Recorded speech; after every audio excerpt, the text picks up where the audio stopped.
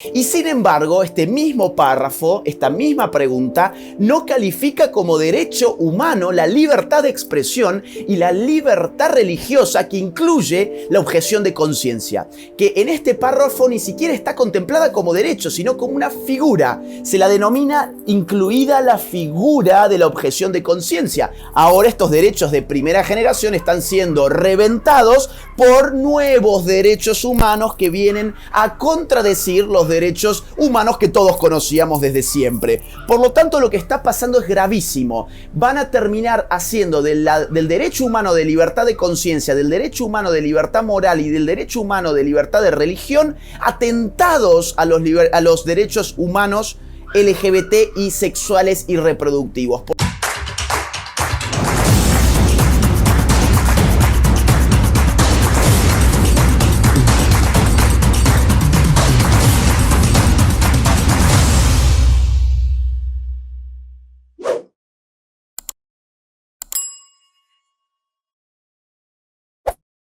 La Oficina de Derechos Humanos de la ONU acaba de solicitar la conformación de una suerte de lista negra en la cual se va a registrar a todos los críticos y disidentes de la ideología de género. En concreto, lo que la ONU está pidiéndole a gobiernos, ONGs, agencias internacionales, agencias regionales, organizaciones militantes feministas y organizaciones militantes LGBT es que proporcionen detallada información sobre críticos y disidentes de la ideología de género que puedan estar poniendo en peligro los objetivos de la agenda de género.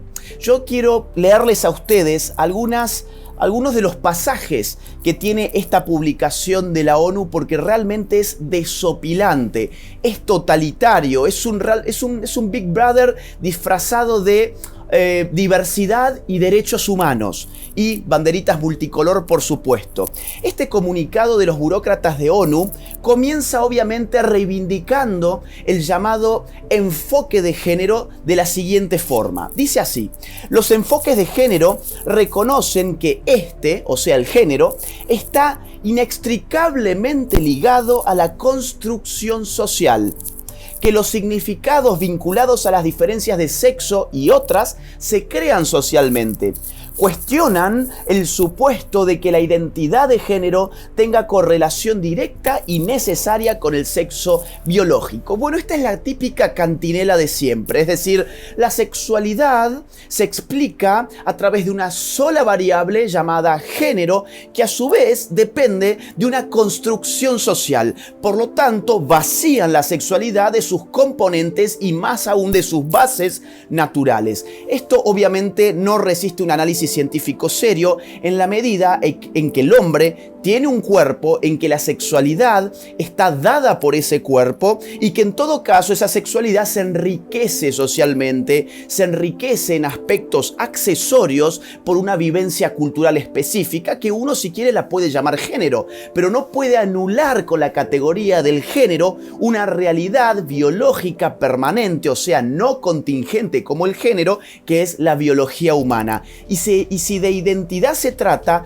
tampoco la identidad puede ser subsumida a una categoría totalmente contingente, porque toda identidad precisa de una cierta permanencia que le permita seguir siendo idéntica a sí misma a pesar de los cambios. Pero bueno, en todo esto obviamente la ONU hace oídos sordos porque tiene que imponer la idea de que la sexualidad sería algo totalmente arbitrario, totalmente contingente, totalmente flexible y maleable a partir de la autopercepción y de los dictados sociales. Esa es la religión globalista número 1, digamos, ¿no? Que es lo que habitualmente llamamos no enfoque de género, sino ideología de género. Ahora bien, la palabra, o el término, mejor dicho, ideología de género, espanta a los burócratas de la ONU. Evidentemente, llamar ideología a lo que es una ideología, pero que quiere ser vendida como un enfoque científico, es una muy mala propaganda para el mal llamado enfoque de género. Por eso este mismo comunicado de ONU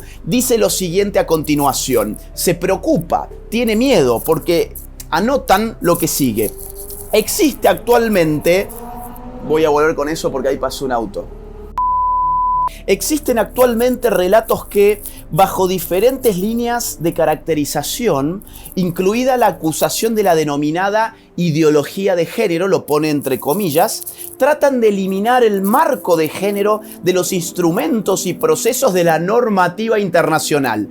O sea, se los paso en limpio. Están acusando que la normativa internacional está revestida de una ideología que se llama ideología de género y esto está retrasando nuestra agenda internacional. Por lo tanto, tenemos que tomar cartas en el asunto de inmediato. Cartas que en otros ámbitos ya se han tomado, por ejemplo, la fundación de George Soros, la Open Society Foundations, que se ha preocupado mucho por estas acusaciones de ideología de género que han tenido mucha efectividad contra las agendas de género, o por ejemplo la Ford Foundation, que terminó financiando un proyecto de la Universidad de Columbia, que terminó a su vez financiando a un proyecto llamado Transnacionales de la Fe, que financió a 16 medios muy importantes de Hispanoamérica para que contrarresten las acusaciones de ideología de género.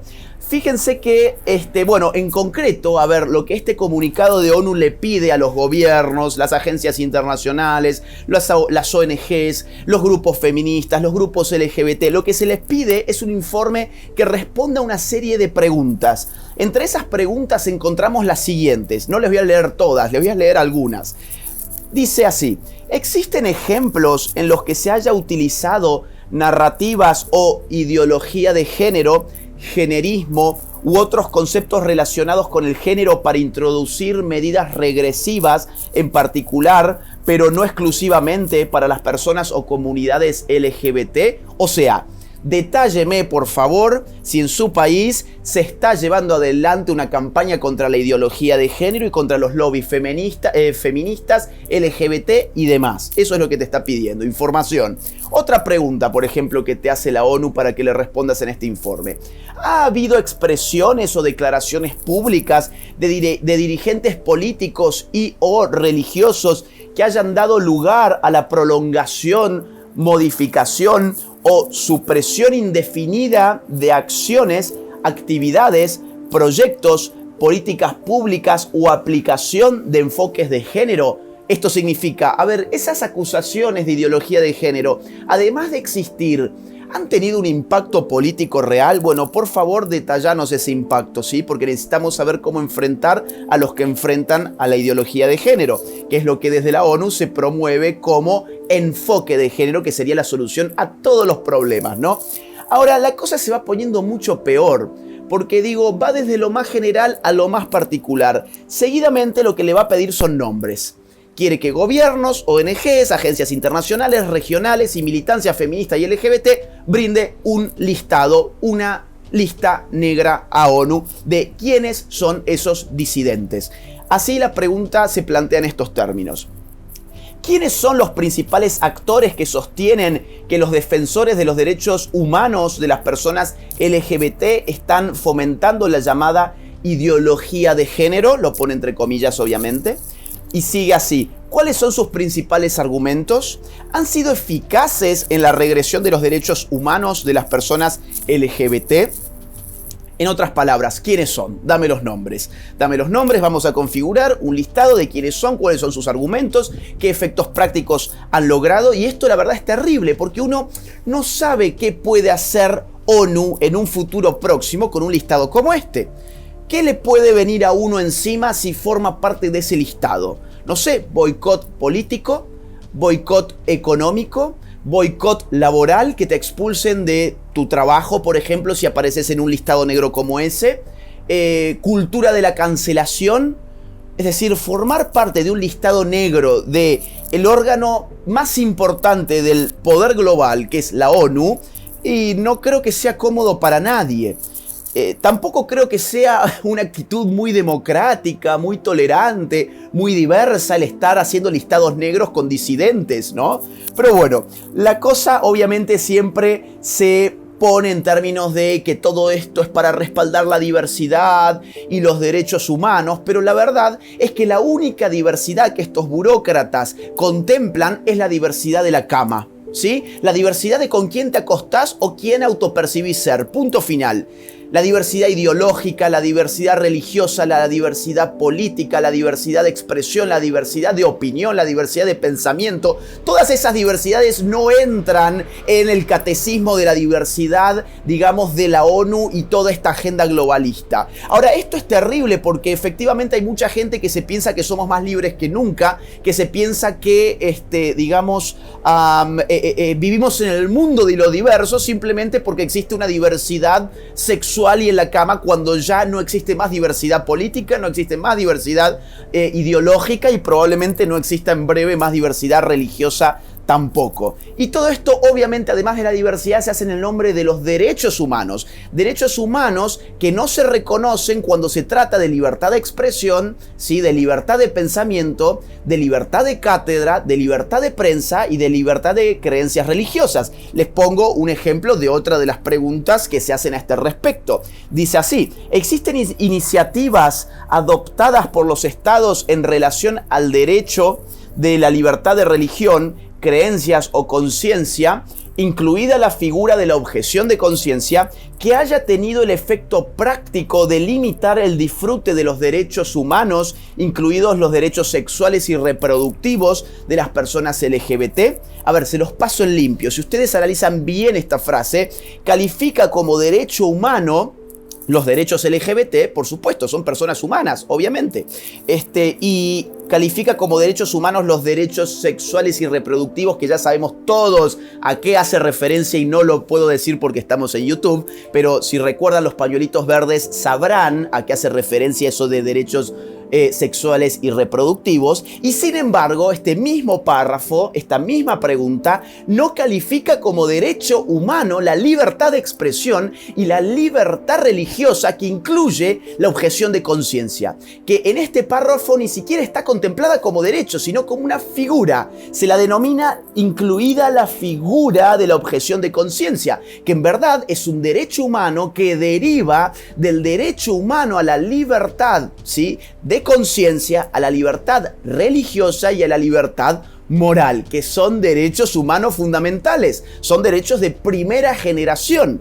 Ahora estos derechos de primera generación están siendo reventados por nuevos derechos humanos que vienen a contradecir los derechos humanos que todos conocíamos desde siempre. Por lo tanto, lo que está pasando es gravísimo. Van a terminar haciendo del derecho humano de libertad de conciencia, del derecho humano de libertad moral y del derecho humano de libertad de religión atentados a los derechos humanos LGBT y sexuales y reproductivos. Por lo tanto, yo creo que todo esto va hacia ese camino. El camino de empezar a dejar de utilizar la idea del derecho humano para la expresión, para la religión, para la libertad moral, sino que todo va a terminar siendo derecho humano, LGBT y demás, ¿no?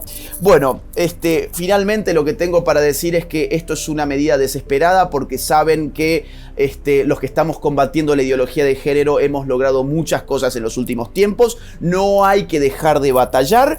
Todo esto además tiene que ver con la Agenda 2030 de la ONU, que especifica 17 objetivos. El objetivo número 5 puntualmente va sobre las cuestiones de género, pero el enfoque de género, o mejor dicho, la ideología de género es transversal a los 17 objetivos de la Agenda 30 de la ONU, que invito a que la miren y en algún momento también puedo hacer un video sobre eso. O sea, para el año 2030 la ONU pretende que el enfoque de género sea la religión global hegemónica, que ya no haya disidentes, que nadie la enfrente, y para eso están creando una lista negra de críticos de la ideología de género. Eso sí, lo hacen en el nombre de la diversidad y los derechos humanos. ¿Y vos serás parte también de esta lista en un futuro próximo? Este video, al igual que todo mi trabajo, es posible gracias a las colaboraciones económicas, libres y voluntarias que estoy recibiendo a través del sistema de Patreon. Gracias a todos los donantes. Y si vos valorás mi trabajo, te invito a que puedas colaborar también conmigo en esta batalla cultural a través del sistema de Patreon. El link está en la descripción de este mismo video.